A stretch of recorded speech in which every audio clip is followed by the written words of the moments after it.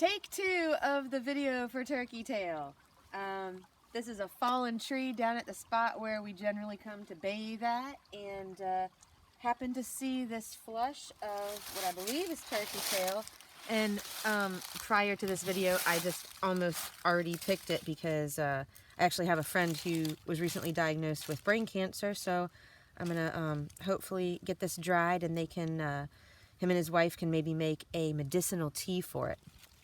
So the main thing is, with Turkey Tail, I generally get this confused with a lot of other things. This tree is full of a lot of other things. Turkey Tail is generally, it's got a lot of colors. What is it, the Latin name? Trametes versicolor, like a lot of color. Gumby, you pointed out that it generally has a white border. And most importantly, on the back, the camera might not pick it up, but this is almost smooth, except it's got little tiny pores in the bottom of it. And this is a polypore. It was growing right here, and it was growing kind of in little shelves like this. And if I can just remember in my old brain, polypore, many pores, instead of what I sometimes find, which has, it looks similar, but it has teeth on it. And I'm not sure if the camera will pick that up or not. Not so good. Not so much. Well, you'll just have to take my word for it that this one has a different look to it. Yeah, it's got tiny little teeth. Yeah. So when it doesn't have teeth, there's no protuberance. It's just holes. Yeah, and it's a different color, but sometimes the turkey tail can be a little bit off-white. So if you see on the left here, this is not turkey tail, and on the right, looks fairly similar. Luckily, no poisonous lookalikes. There's another one over here that I noticed. I think it was this. And on the bottom of it, it's also different. It's kind of brown and doesn't have either. But the colors are also different.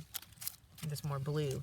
So, turkey tail, I have not made a tea myself for the medicine, but my best guess is if someone does have something like a crock pot, to put the turkey tail in there, chop it up first, or tear it up into small pieces, add some water to it, and you could probably find a recipe on the internet. But basically you want to cook it low and slow to extract the medicinal properties of turkey tail. It is edible, but it's like not palatable. And Gumby, you said you've had the tea before. What does it taste like? What's it reminiscent of? Kind of mushroomy and woody. Makes sense. So I'm actually collecting it in a net bag you can find anywhere, and maybe the spores will repopulate this fallen beech tree and produce some more of this wonderful medicine, turkey tail. Anything you want to add? Well, some people, like Teresa said, cook it really low and slow. Some people actually will cook this for 2.5 days. Yeah. Like just set it on top of their wood stove and let it go. And Teresa just found a video where somebody said they only, chopped it up really into tiny little bits.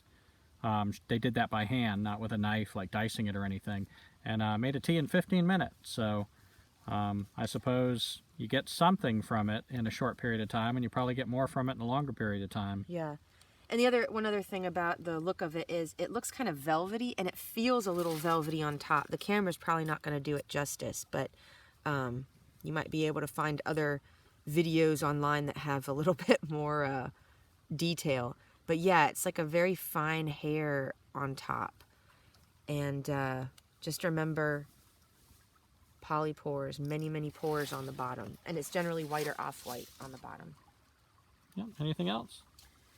That's it. I just want to show this tiny little cluster popping up here. We're watching this. We think this might be oyster mushrooms from what we've seen before, but we're keeping an eye on that. So thank you, Teresa, and thank you, Turkey Tail. Thank you, Turkey.